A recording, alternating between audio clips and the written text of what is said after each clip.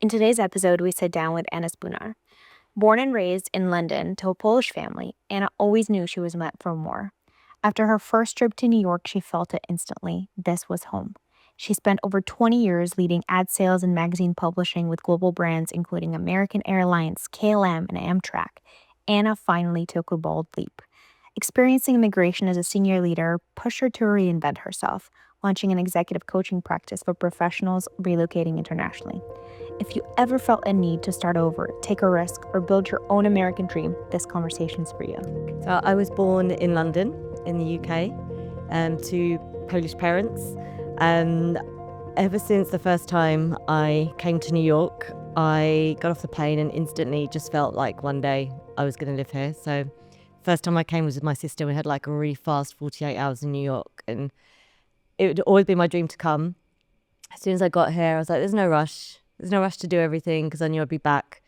And I had some friends that were living here as well. And each time I came back to visit, I wanted to stay more and more and more. And thought about coming over. Then work wasn't really leading me that way. And then I went through a career change. I moved to a new company. And they just so happened to have offices in the US. And my boss was always very keen to support people and their dreams. I was running sales teams in the London office, international sales teams, and I had the opportunity to move across to New York. So just as I was about to give up on my dream, the opportunity came up and I jumped at it. That was 13 years ago. And so that's how I first started my time here in the US. And then 7 years ago, I transitioned into executive and leadership coaching. And as part of that, also supporting professional expats who are transitioning between the UK and the US or across the Atlantic. Yeah, because you're the perfect example. Curious, how old were you and your sister when you guys came to New York first time? I think I was probably, I want to say about 23. Okay, so that's where you think your American dream has started? Or I think it was a little bit before that. Okay. But it was just that feeling, that intuition when I got off the plane and I was like, it just felt like home. Yeah. It's a really strange feeling. So yeah, I had the same feeling, and I don't live there, maybe one day. I moved to Chicago. I applied to multiple schools for my MBA, and the dream was New York because you watch Sex and the City, and you in your 20s and you want to live that life. And I applied to multiple schools in New York and I got in, and then I applied to multiple schools in Chicago and San Francisco, and I was in San Francisco for 20 years. And I got into everywhere in New York and everywhere in Chicago, but nowhere in California. So that was a sign for me to go, and cost beat me. And I moved without even seeing the city. But when I landed, I had the same exact feeling that you did. This is home. And every time I go back to Chicago, it feels like it raised me because I was there on my own. So I'd love to hear, so you both were born into a Polish family. Was there first generation immigrants, or what? Tell me a little bit more. Yeah, my dad moved over to the UK when he was in his teens. My mum was born in the UK, but to Polish parents who'd come over during the war. And so always raised with Polish culture, but in the UK. So I always joke and say I call myself Brolish, so British, Polish. Yeah. Cause definitely had the background and the culture of coming into it. But it was interesting because when I moved to the US, everyone was trying to bring me into the British community here. And I was like, I didn't move to America to meet other Brits, right? So I was like, I don't care who I meet. I was interested in meeting new people. But slowly, the British community comes back around again and you realize you get that connection. So, And it's a full circle now that you're working with expats, right? Absolutely. Yeah. Love that. I think I'd love to hear about the household. What traditions did you have? What did your parents do?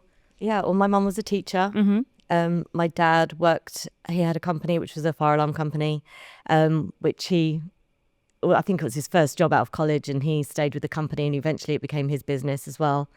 So growing up, both my parents were really hard workers, which I think definitely installed the grafting spirit that I have and my sister has as well. They always say we don't know where you two get it from, but definitely think we get it from them. Yeah, I mean, we were raised speaking Polish, going to Polish school, which felt very different for us in the UK because back then there wasn't a lot of other people who were in our class. I think there was like two other people or two other families in our school that were speaking Polish as well. So it felt really different. I mean, but now it's obviously lots of Polish people in the UK. It's quite normal. But yeah, I mean, I was a Polish dancer, so I think it like really made me growing up. What do you think is the biggest tradition that you still carry with you till this day? Oh, Christmas. Christmas? Yeah. Yeah, it's always a special occasion because we have our Polish Christmas meal on Christmas Eve. So I'm flying back next week to go and join my family. I don't know I'm Ukrainian, so a lot of our food is very similar. Apparently, I'm partly Ukrainian. So, Okay. yeah, I always Wow. thought I was fully Polish, but one of my grandmothers, I think, was part Ukrainian as well. Because we're so close. Yes, it's the border. Yeah. Because majority of Ukrainians are Christian Orthodox, so we have Christmas like after New Year's, which is really odd.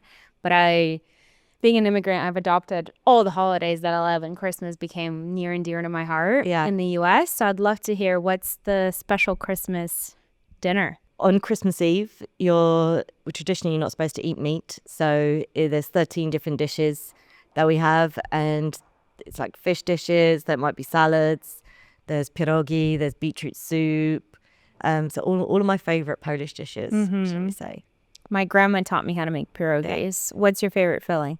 Oh, cheese and potato. Cheese and potato, of course. That's the. My mum taught me as well, which I was really pleased about because during the pandemic I was able to make them for myself and for friends. So we have pierogi parties sometimes. Some people are making banana bread. We were making pierogies, right? Exactly. Very different. You said your parents say we don't know where you get it from. What were they telling you and your sister? And what's your age difference when you were growing up? What was the motivation? School? What was I think there's 2 years between me and my sister, so we were raised very similarly. I think it was always work hard, head down, work hard, do the best that you can, make sure that you're doing your homework. Like very, I think, traditional in the way that a lot of families grew up in our generation. So you dreamed about coming here. Take me through the full journey. So you have the job, your boss is supporting you, you land here, but then your career trajectory, you decide to go a completely different way. Tell us a little bit more. Yeah, absolutely. So I was in sales for 20 years, and for the majority of that time, I was a sales leader, running sales teams, launching magazines, working with the top clients and top accounts. And then when I came to the US, continued with that very much, working with the United Airlines, American Airlines, Amtrak's magazines, launching private jet magazines as well. And it was so much fun.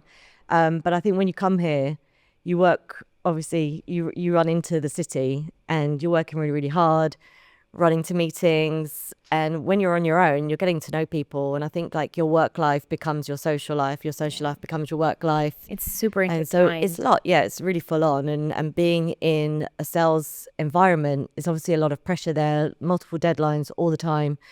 I absolutely loved what I did. I loved the people I got to work with in my office here in New York. I loved the clients that I was working with and some of the experiences I got to have. But I got tired. And to be honest with you, sales wasn't something I never wanted to do. Mm-hmm. If you said to me, what would you want to do when you grow up? It was never sales. It was like anything but sales. Yeah. But I was in sales for my whole life. And I really appreciated it. I really appreciated the opportunities that it gave me, the people that I met. But it did get to that point when I was like, okay, I don't want to do this forever. Mm-hmm. What is it that I want to do? Mm-hmm. So I found that really hard to think about what next because I was so involved in my work. I was working long hours, lived and breathed it, and took time out to pause and just really think about what is it that I've loved about my career so far? What are the things that I really want to see in whatever is the next step that I take, and what do I not really want to have to deal with anymore? Yeah. And what I want to experience that I haven't experienced yet. So I took myself off to Mexico, went on vacation on my own for the first time, and I had some time out to really think about what it was that I wanted to do. And at the end of it, I was like, I still don't know what that means. And I had been looking to work with a coach, and I found it really hard to find a coach that I felt was relatable and someone that I could work with.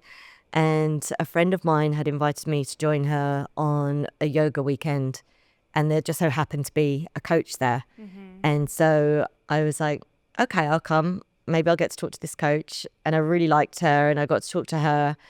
And then like I spoke to her about what I had wanted to do. And she came over to me later that evening. She said, have you ever thought about becoming a coach? And I was like, I haven't. Like I coach people all the time. I used to do performance coaching, training salespeople when I was running the sales teams. And I loved it. But I hadn't actually thought about that being a job for me. The job. And so I kind of parked it for a little while. And then people kept saying to me, you always make me feel better. Whenever I've got something to say, you've always got something good to share with me. You always make me think about the positive things. You should really think about doing this. So I did. So I thought, okay, well, maybe I don't know what I want to do yet, but perhaps I should look up coaching because it's only something that can add to my skill set and my experience. So I wasn't convinced that I necessarily wanted to become a coach, but I thought it would be a way of investing in myself. So I looked up to see where a coaching program that the coach I'd spoken to had been on. And I went onto their website, and everything that was listed on their website was exactly what I'd written in my journal as what I wanted to experience from my next career move. Can you give me examples? So it was helping others. Like, are you the person that people come to? Like, do you like connection around energy, thinking about becoming your own boss? So like really, are you curious? You know, like all of the people skill sets that you really kind of like want to dig into. And when you write it down, you see it on paper, you don't really think that that's a coaching. job. Yeah. It's like, I love people. Yeah, exactly. So so I thought, okay, well, let me look into this. And as soon as I did, I instantly knew that it was something that I wanted to do, to learn. Not necessarily, again, I wasn't sure that it was the job for me, but I was like, I definitely want to learn about it. And this is an investment for myself. And if I was going to invest in a coach, why not invest in learning how to be a coach whilst also being coached, right? Yeah. So it's the two-way thing. And the program that I took was with a company called IPEC, and it goes over a period of like 10 to 12 months of training. And you had 3 periods where you were in person in a module. So the first morning of the first module, I knew by lunchtime that I wanted to become a coach. Yeah. And that was it for me. Like instantly, a bit like stepping off the plane in New York, that I'd come back one day, instantly I knew that I wanted to coach. It. Yeah. So what do you think? It's interesting. Our first episode was also a career coach. She's in Switzerland, between Switzerland and New York. And very similar experience to you. When she got into it, it was like a light bulb. What do you think? And I think when I'm looking for a coach and I'm looking for, let's say, a therapist, I found myself in a very similar place as you, where you were looking for a coach. And I realized, like, someone who's American won't understand my journey fully. And I worked with an American coach, and, immigration journey is so unique. I feel like Polish and Ukrainians are very similar in terms of family and the values. So for me, you can't understand my obsession with my family. It just ingrained in us. And it was just very hard. So what was important to you when you were looking for a coach, just to guide our audience of how to identify what's important for them when they're looking for a coach? What was important to you? It was important to have somebody who kind of understood the journey that I'd been on. Yeah. So somebody who'd worked internationally, or somebody who was an international person. Also somebody who'd come from a background of being in a high pressure working environment. Somebody who'd worked their way up through their career as well. So someone that would really understand some of the challenges and the pressures that I had experienced. Yeah. And like I said, I think that I felt so fortunate with a lot that I experienced during my career. A lot of it was really good. But there was also challenges, and I don't think you realize those challenges sometimes until they catch up with you, right? And so it was important for me to speak to somebody who kind of understood that and had perhaps experienced it themselves. And interestingly enough, when I went through coach training, one of the things they say is that to be a good coach, you don't have to have experienced the same thing as your client. So you can coach anyone, or even without having had that experience. And I do believe that. I do think that's true for sure. But I also think that a lot of people choose to work with me because of my experience, because they know I get it, and because I've been through it. You're growing up in London. You're growing up in a very Polish family. education, go to school, get good grades is number one. What did you study in school? How did you do London sales? Take us through that. Yeah. So I studied marketing and advertising when I went to college. And to be honest with you, I didn't want to go to school so much. Once I'd gone through high school, I was like, okay, I'm done. I'll do college, but I just want to start working. I was always somebody who was quite ambitious about getting out there and just doing the work versus reading about it or learning about it. And so when I went through my marketing and advertising, I really wanted to go and work within an advertising agency. I wanted to work on account services, work client services and work with them. And that relationship building was always something that's really big for me. I love connecting with people and connecting people to the journeys that they want to be on. That's always been something for me. So that's where I wanted to go. Yeah. It's very hard to get into an advertising agency, obviously very competitive back then, as I'm sure it's probably even more so now. And I got an interview after going through the application process, because the applications themselves are like doing huge projects. And I got an interview with Saatchi & Saatchi, which was at the time the top advertising agency that you could want to work for. So I was really excited about that, but I was one of 500 people going for 10 positions and I didn't get it. But once I'd been through that experience, I kind of missed all the graduate positions that were coming up in the other agencies. And I had friends that I'd worked with on my weekend work, right, in a grocery store, right? So, and they were working at a company that sold advertising space within a magazine. It was like the original eBay in print. So this was before the internet even. Yeah. So that takes me back. And they were like, come work with us. It's so much fun. You know, you'll love it. It's really good. And it's in advertising. So I was like, well, even if I did it for a year, It's a good foot. at least it's advertising still. So Yeah. it feels relevant. It sounds fun. I know people there. So I joined this company, and within the first year, I was already on roll for promotion, and I was really enjoying it and I was doing well. And it was still advertising, and I was still working with clients, and I was still working with teams, and my career was growing. I was always in a position where leadership came for me quite quickly.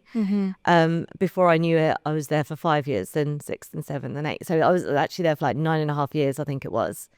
And it was probably at year 7 that I got my I want to go to New York experience. But knowing how difficult it is to come over here, I kind of looked at it, but I thought, okay, it's not possible for me to go to New York. I have to like curb that dream and, you know, just think about something else. So the next company I went to work for was in the travel space, and it was also advertising in magazines for the onboard publications. And for me, I love to travel. Adventure is really big for me.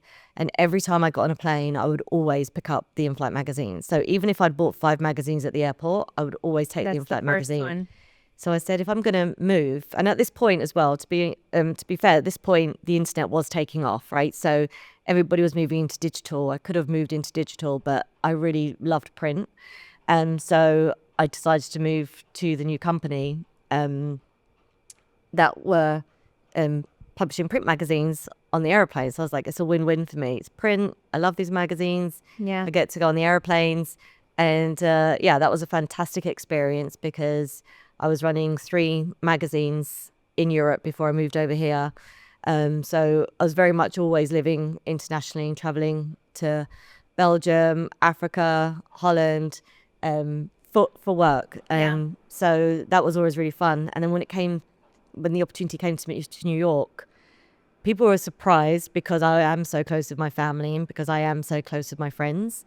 But I instantly knew I just had to say yes. I didn't even think twice about it. I was like, I'm going. So. Did you get anyone to follow you? Your sister, your parents? No? I've tried. You've tried? Yeah. But no, it's not going to happen. I've had them visit a lot. And I think the great thing about that is that I've had the opportunity to spend really good quality time with my family and friends in places that we probably wouldn't have been to together. Yeah. So my parents and I, we take vacations together regularly. 3 years ago, I took a road trip around the US. They came and joined me for 2 weeks of that. So I've got to show them parts of this country that they wouldn't necessarily have come to if I hadn't have moved here. I think they'd still rather I lived at home, but of course. we're all making the most of that experience, right? So what was the most surprising part of the trip? Which state or place were you most shocked by? I don't want to say shocked. I want to say like pleasantly surprised New Mexico, because I didn't know what to expect in New Mexico, but I loved it. I really loved how it was different. And like taking it back, like when I moved here, I used to drive in the UK, but when I moved here, I moved to Manhattan and I didn't need to drive. Yeah. And after not driving for a year or two, I was too scared to drive. And then on top of that, it's the other side of the car, right? And the other side of the road. So I had this fear of driving in this country. And when I left my job to start my own business, I decided to move over to Jersey City. And that's when I also got my dog, who was a larger dog. And then a year after I moved, and the pandemic hit. And then all of a sudden I was isolated, right? Because I couldn't drive anywhere. I couldn't do anything. I couldn't go anywhere other than like a 10-minute walk outside my apartment. And I was like, if I drove, this wouldn't be a problem. I could drive us to the beach. I could drive for a hike. I could always go and visit friends who'd moved out of the city, you know? Yeah. And I felt really isolated. And I realized that how much my fear had stopped me. And at this point, it was 10 years into my time of being here in New York. And I was like, I need to like do something about this. I want to do something different. And after being in that sort of space for that time, I realized that I needed to start driving again. And so I did. As soon as I could, I got my license. And then a few months later, I took a 4-month road trip, which ended up being like 6.5 months pretty much of driving around from state to state. Wow. To go and experience different places that I hadn't been to before. And it was amazing. So the biggest shock when you ask that is probably the fact that I did it in the first place. Yeah. But it was the most rewarding experience ever. And I got to take my clients with me, because I was in that place where I was like, okay, I work for myself. My clients are virtual at the time. And so why not take them with me? What do you think you learned the most on your trip? Because that's a big, audacious goal to, one, conquer your fear, two, be on your own. And I tell you one thing that I really learned, and that is that everyone, because of the work that I do, and because I'm definitely a very social person, everyone really thinks that I'm a huge extrovert. And I realized that I'm not. During that whole period from the pandemic through to the road trip, looking back and realizing that so many of my big like life milestones that I've made have all been about coming within, going with my intuition, and then actually then going out on my own. Yeah. Right? So even moving to New York, I came on my own. I was living in Manhattan for a long time. Most of my friends are living around outside in Brooklyn, if they're not in Manhattan. And everyone, when I decided to move, they're like, come move near us. And I was like, no, I've got to make this decision for myself. And I decided to move over to Jersey City because it was one stop from Manhattan, lots more space. I had a lovely brand new building there that I moved to. And then it wasn't long after that all of my friends who would have been living near me moved out, completely out of the city, right? So really recognizing that some of those real big decisions are the times that I have to kind of like retreat within and move out on my own. So really recognizing that I am just as much an introvert as I am an extrovert, I believe. But also like, it can do hard things. Right? We can all do hard things. And it's always the things that people think, oh, you're so brave, you're so courageous for doing that. In that moment of making that decision, I don't think that of myself. I just see it as, this is what I am going to do. It's weird how we think about decisions as humans. We think, oh, she made a monumental decision. And in my head, decisions are only monumental in hindsight, because you make so many decisions every day. Right. And until you do that, introspective work or reflective work, you don't really think that decision was huge. You just kind of go with it. You say, I want to do this. And then, down the line, you review it and say, oh, wow, that actually changed the trajectory of my life, my career, my relationship, whatever it may be. So I think humans try to say, you're making such a big decision. You never know until you go through it. There's, in our episodes recently, there's a lot of recommendations for introspective work. So I'd love to hear, what were some of the tools you use for yourself before you start working with clients to understand what's important to you? I think definitely taking myself off on that trip before realizing what I wanted to do next. I traveled a lot on my own for work, but I'd never been on vacation on my own. And so that's another example, right? I went to Mexico, to Tulum on my own. Someone said to me before, you're going to go on holiday on your own to Mexico, then that's never going to happen. But when I decided to do it, it was just happening, right? I didn't think twice about it. And so giving yourself that quiet time to actually pause and write things down. And I'm actually somebody who struggles with journaling.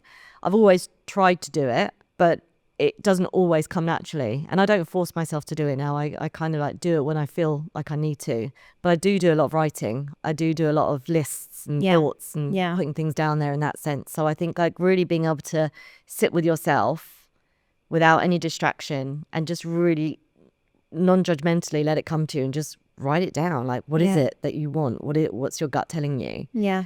And I think once you start practicing that, you realize how much you've trusted it. So that's definitely something, and connecting with my values, right? So really understanding what my values are. And that's when you realize that whenever you're in that conflict situation or that discomfort, it's normally something that's going against your values in some way. So how can you get yourself back to that? With the training that I did through IPEC, we also learned a lot about energy leadership.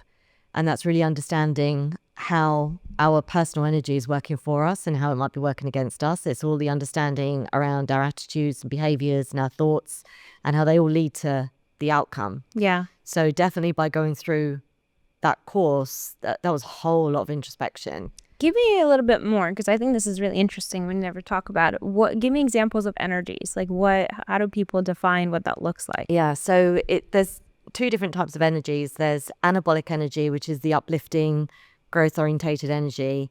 And then there's the catabolic energy, which is more the energy that causes friction and holds us back potentially. But really understanding that all energy is energy. It's not good or bad, positive or negative. And so really recognizing that it's all about understanding the energy and understanding when you're going with it through choice or when it's a default. So we work through an assessment that shows us on a normal day when I've woken up and I'm stress-free, relatively stress-free, just living my normal life, my energy sits with me as through 7 levels. And we all have our own unique reading of these 7 levels. As soon as we experience stress, our energy shifts to a completely different space. So when we go through these energy levels, it starts with the lower level of energy, which is victim thinking. Right? So if you think about, why is this happening to me? I've got no choice. There's nothing I'm doing. You know, we all have that. It's the self-doubt, self-criticism, heavy judgment. Then the level 2 energy, which is more of the fighter. So you go from blaming yourself to blaming everyone else. Yeah. Right? And this is the energy that most people normally think of as being bad energy. But it isn't, because sometimes you need to tap into that. Yeah. Right? Sometimes you need to recognize when you are a victim in a situation in order for you to seek help or get out of it. Yeah. Sometimes you need to fight hard to meet that deadline or to run and get the bus, right? That's your level 2 energy kicking in for you. And then as you go up, it goes into like level 3, which is really rationalizing and kind of like a coping energy of what we need to do in order to progress, in order to move forward. Right the way through to being more of a caregiver and thinking about caring for others, but also caring for yourself so you can show up at your best for others as well. And then as we go into the high levels, it's more the win-win thinking, like how do we make this work for everyone in the room? Yeah. Right? Or recognizing that there's very little judgment at level 6 and we're all in this together. There's no right or wrong. It's not your fault, my fault. We're just here. We're doing this all together. And then level 7 is the being really 100% present in the moment and operating from a conscious space. So really from that place of level 1 where we're not conscious at all because it's all ego, right through to there being no ego and being fully conscious in everything that we're doing. Do you have any tips and tricks for people that go into that level 1, how to shift and how to get into? Is it meditation? Is it what's... Yeah, I think meditation works for some people. Yeah. Journaling works for some people. Going out and doing the run. Everybody knows what kind of works for them and what works against them. But one thing that I always share with people is think about the scenario and think, okay, why is this happening for me versus why is this happening to me? Because the victim is always, this is happening to me. Yeah. It's not in my control. And you're not looking for solutions. You're just kind of blaming. So as soon as you start thinking about, well, why could this be happening for me? It completely switches the way that you're thinking about a situation. I love But I that also think approach. that learning about your energy helps you understand other people's energy as well. So So, like learning where you stand on that level 7. yep, yeah, Hmm. yeah. So we take people through an assessment, and Yeah. it comes back and shows you your unique energy. Yeah. But also because it's an attitudinal assessment versus a personality. It's not saying this is who you are and this is how you are. Yeah. It's saying right now, this is how you're showing up in your world, in your life. And understanding that every experience that we've ever been through is creating our own filter Yeah. on the way that we see things, the way that we perceive things, and the way we go about our interactions with people or situations. Yeah. And so also recognizing that if there's something that's not working for me right now, it's up to me to change it. I can do something different. I can think about it differently. I can behave differently. And over time, that energy can shift to a completely different place. Mm-hmm. We talked about decisions, but energy is in the moment, right? It's your energy within the day, within the fluctuation. So I'd be curious to hear, because I studied psychology for my undergrad, business and psychology. So we've done DISC. I do strength finder tests for my team. Obviously, there's so many other options. What do you think, besides the energy assessment, what have you seen be really useful in your line of work for you to work with people? For me, it's always the first 3 steps are always awareness, acceptance, and conscious choice. If we're operating from a place of really being fully aware as to what is the situation, whether it be a challenge or whether it be something that's really positive, right? Accepting where we are in that moment and then really thinking about, with that knowledge, what do you want to do about it? Because we're always at choice. Yeah. And it's when we don't think we're at choice is when we get stuck. Right. So really recognizing that. The other thing that's really good is as well as doing one-to-one coaching, I also do group coaching. And when you're bringing people together, they could be completely different people there for a completely different reason, or they could all be there for a similar goal. But as soon as people start hearing about each other's experiences, they realize that it's not just them. Yeah. Right. And It's so human. a lot of the time we think these things and we think it's only me that's thinking that. And I say we, because just because I'm a coach and I do energy leadership, it doesn't mean that I don't have those thoughts either. Yeah. Yeah. We're all human. Yeah. And so really being able to humanize everything that's going on for everyone and sort of bringing that to the forefront is really helpful for people. Yeah, I think there's so much in what you said.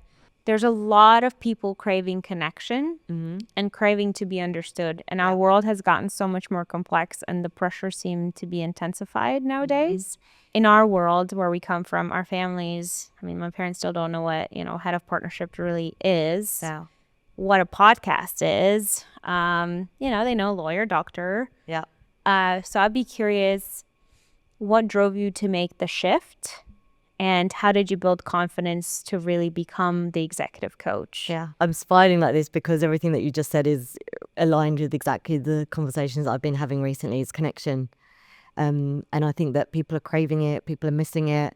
And for me, connection is one of my values, right? It's always been something that's important to me. So one of the things that I wrote down at that time was connection, connecting with people, connecting people, and connecting people on the journey that they want to be on. And so that's really what brought me here to do what I'm doing today. As well as doing the coaching, I'm also finding opportunities for people to connect in person. So I've been bringing British professional women in New York together, and we started to do some happy hour meetups. We went for a hike, and I'm organising an envisioning session in the new year, creating group coaching opportunities where people can actually choose to join those for themselves versus it being about work. So for me, connection is what is it has constantly been a need and a desire for people. Yeah. But now in the world, as it's growing and it's changing so quickly, the disconnect is stronger and stronger, right? And that probably started more so at the beginning during the pandemic. For sure. But even at that time, I was like, there's got to be something that's happening, something that's shifting. And it's like the world is shifting to make room for the next thing. And then you see how much AI is obviously coming into things and how fast that's growing.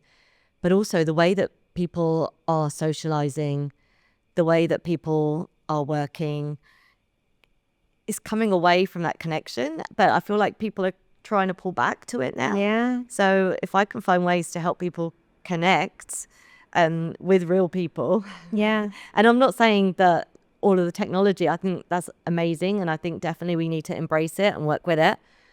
but I still feel that human connection is what's going to really keep everyone like focused, positive, striving. We're all better together, right? Yeah. And finding those places for people to come together, whether it be virtually or whether it be in person, just so that people don't feel like they're on their own, right? Because you know how it is in your career as well. The further you grow, it's lonely at the top, right? Yeah. You start your own business.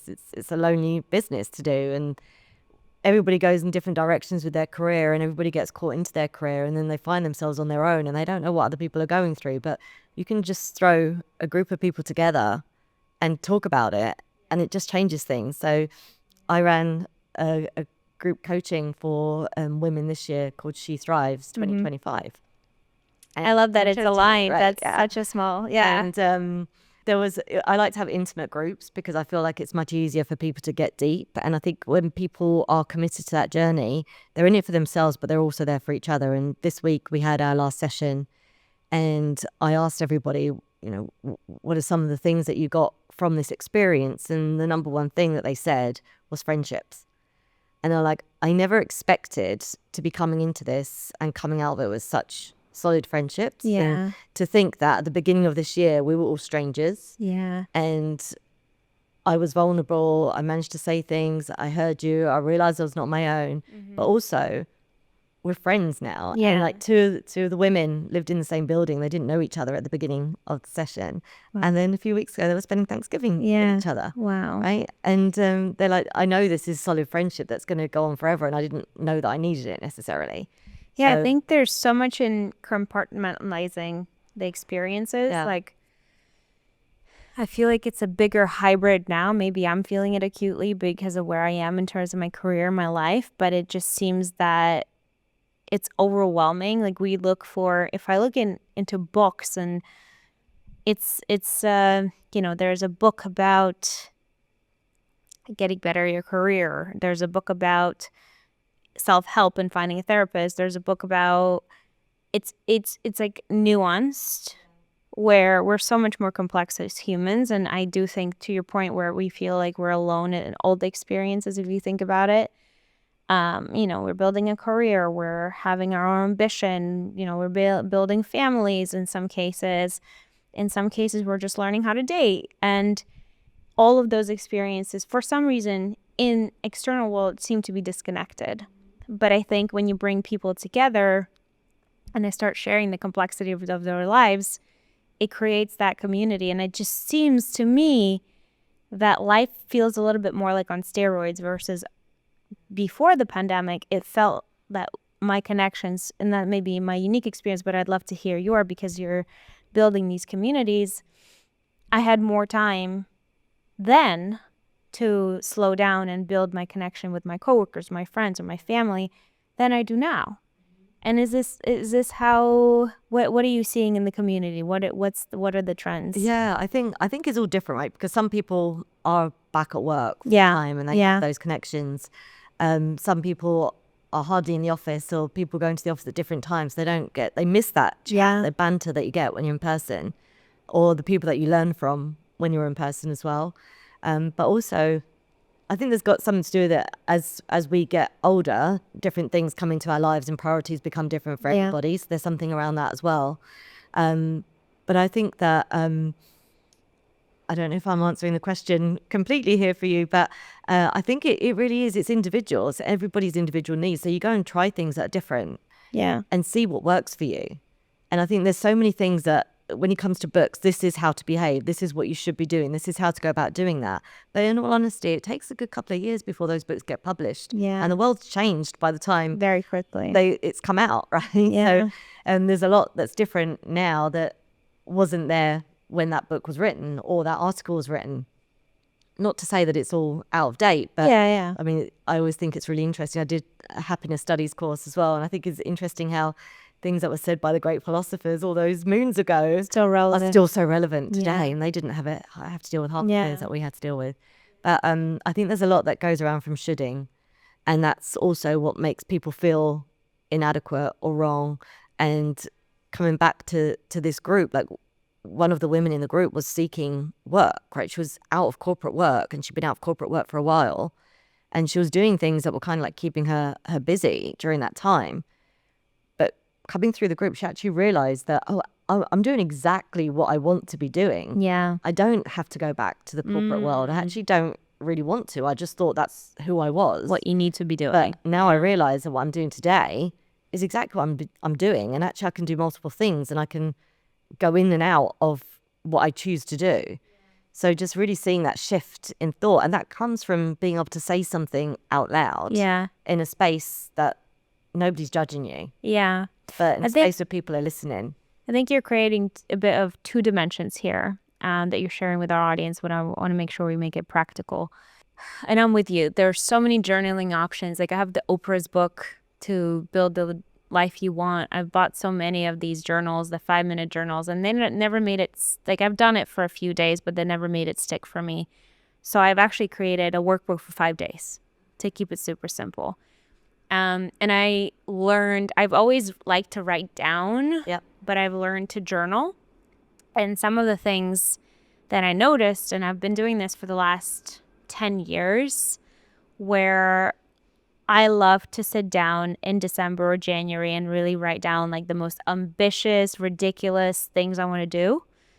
And just getting it out on paper, whether it's things, experiences, tangible, intangibles, it doesn't matter. Just let it flow. And I think that's the similar experience you've had during your trip. I absolutely recommend doing that exercise, because what's in your head, you kind of, there's so much in our head that it's not, it just bounces around. But once it's on paper, I found over the last 10 years, some of the most audacious goals became real.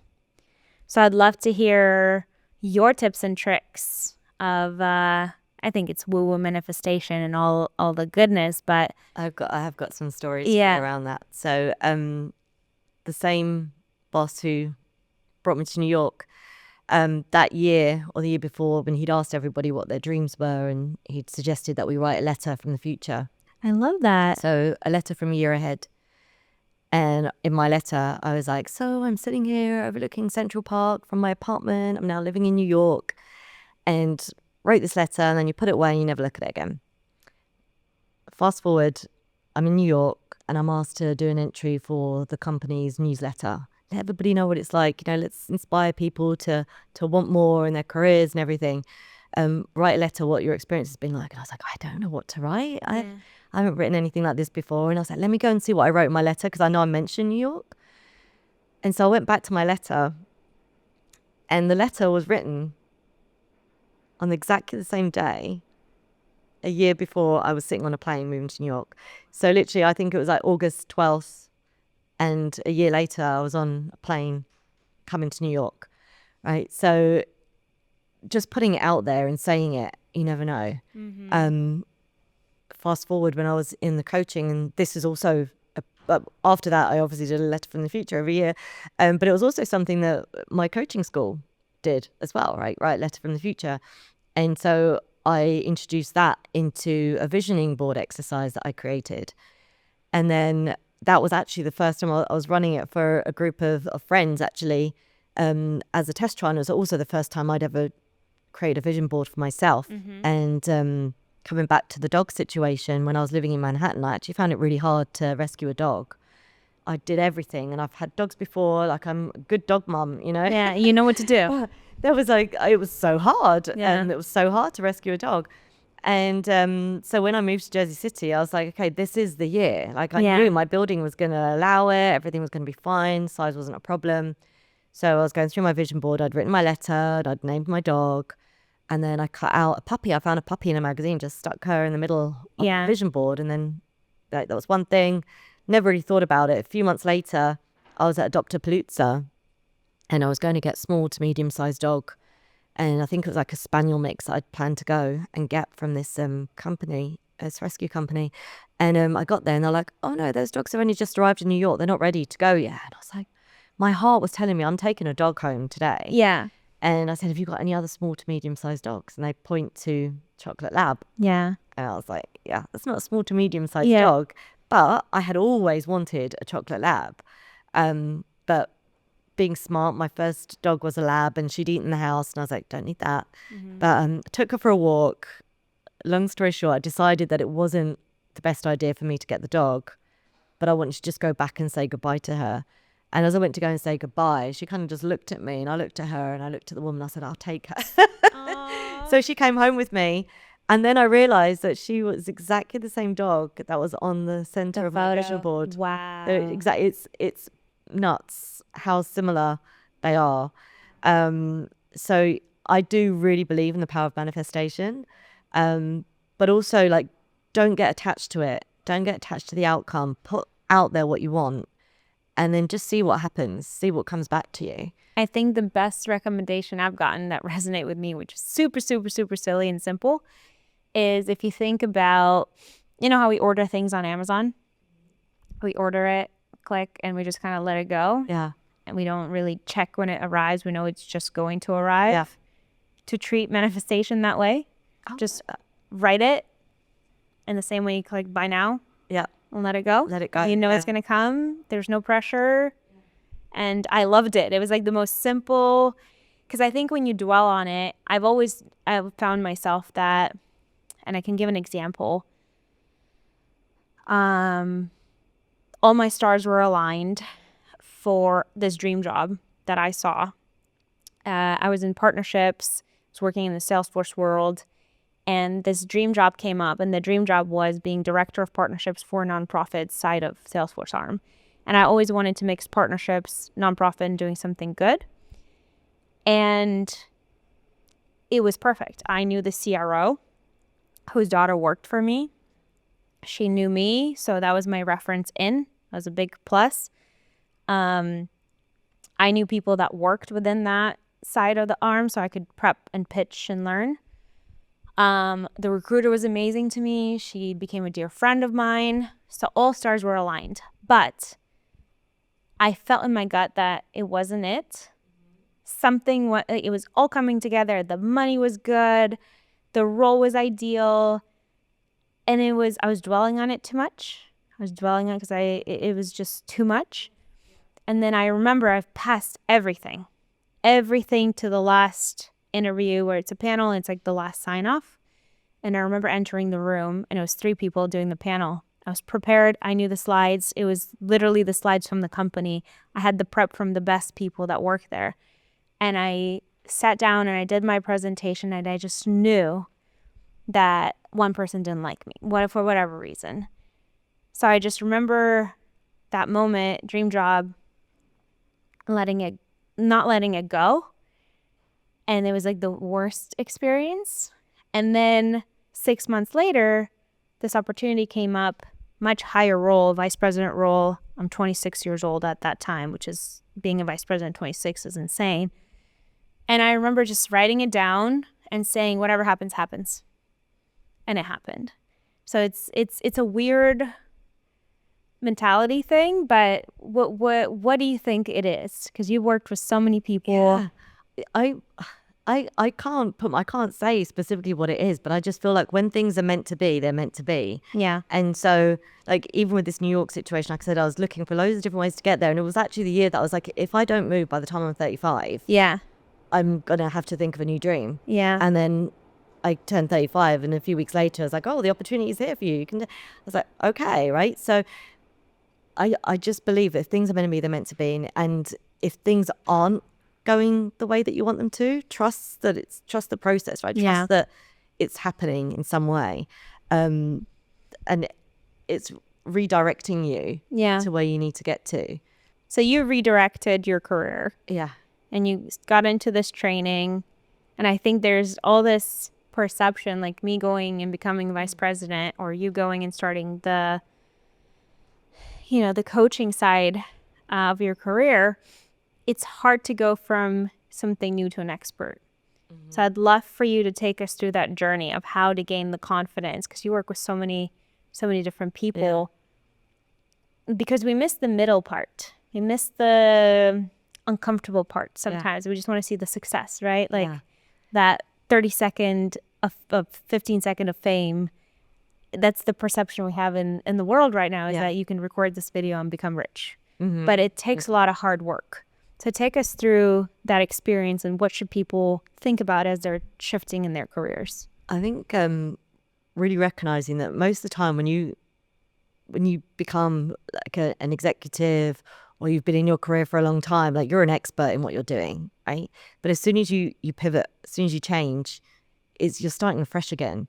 And I think one of the hardest things for people is that going from being the go-to person to being the person who has to go to someone else to learn again, or to learn more, or to figure it out, and they're not used to it. And I think just recognizing that it's like coming back to that beginner's mindset. It's the same when I'm working with people who have relocated to the US or to the UK, right? Internationals. It's like often people are sending their top people because they want the business to succeed. They want the business to expand. But there's so many things that come with that pressure, Yeah. or with the move. Like if you're thinking of all of these real high stakes stress points of new country, new colleagues, right? Sometimes you're going to be an individual contributor where you're used to being part of a huge team. There's so many different things that come into play, and that's not even counting some of the personal changes that you have to take on board as well. And so people start, that self-doubt comes into play, right? Or even worse, it would come going full force at it when you don't really know what you're doing, and imposter syndrome either comes in, or you're pretending you know everything but realize that you don't. Yeah. So I think just really recognizing that there's always going to be that period where you can learn again. Yeah. And I think embracing that to learn new things. So for me, when I came into coaching, before that, like I said to you, I wasn't interested in going to school or going back to school, and to get out there and work as much as I could, as quickly as I could. But when I came back to learn about that coaching, I was like, all of a sudden, I was like, I want to learn more. I want to learn more things. I want to be interested in it, and really leaning into that curiosity of the people I was working with. And yeah, of course, first coming into working with executives and people who are with these huge companies, and you sit there and you think, well, why am I? Why should they listen to me? It's like, they don't. Like coaching, you're not there to tell people what to do and how to do it. You're there to listen. You're there to be curious. You're there to reflect what you're hearing and ask them the right questions so they can think deeper and just help them. And it's a completely different career. It's a completely different role that you're doing there. Yeah. And also, I was working with C-suite executives in my previous role anyway, whether I was reporting to them or whether I was managing their accounts. A lot of the time I'd work with some of those businesses where I was actually dealing directly with the CEO or the CMO. So they're just people too. Yeah. Right. And as soon as you're in that room with other people, like we're all just people when you think about it that way. Yeah. A lot of people get scared of titles. Yeah. And at the end of the day, if you put the title aside, it's a human behind it. Yeah, absolutely. And I think if you can do that, then people open up to you in that way as well. And the title is just a role, right? Yeah. And every role is important. So it doesn't matter where you are in your career, everybody's got a role to play. So what do you think is the biggest misconception? Because there's so many, there's such a perception about your career trajectory going from individual contributor to team lead, people manager, and how to break through to C-suite. Let's break it down. Like, what do you think is the transition mentally? Because there's no real playbooks out there of how to do it. being around the right people, right? So making sure that you've landed in a company that you can be yourself in. Being able to show up authentically in that space. Like if you're authentic, then people will recognize you for who you are. So as you grow, you're not being anyone different. Like you're there because of who you are and how you are.